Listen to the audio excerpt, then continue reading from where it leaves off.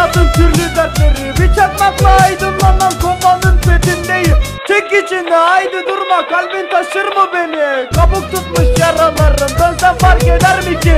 Kader yazmış senaryoyu, biz de sade oyuncu. Kapansın şimdi sahne, görüldü ayrılık yolu.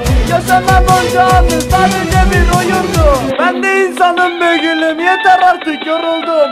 Ben semtimin karanlık sokaklarında bir yazar. Yanımda yoksun şimdi, belki yüreğin sızlar. Bıkmadan usanmadan bu kalem sana yazar.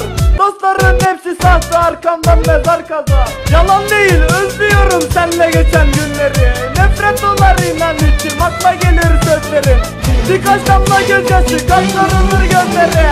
Değmeyen biri için ağlanır mı anne söyle. Adın dolanır dilime, yaş dolar gözlerime. Çıldırır bu bedenim, niye sevdim ben niye? Akla gelir anılarlar, sol yanımda sancılar.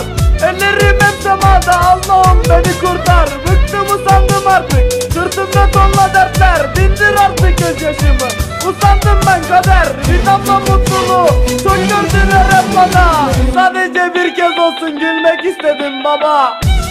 Sene 2013, ben Keşömer. Burası Çadır Record, Bağcılar. Special for Beyza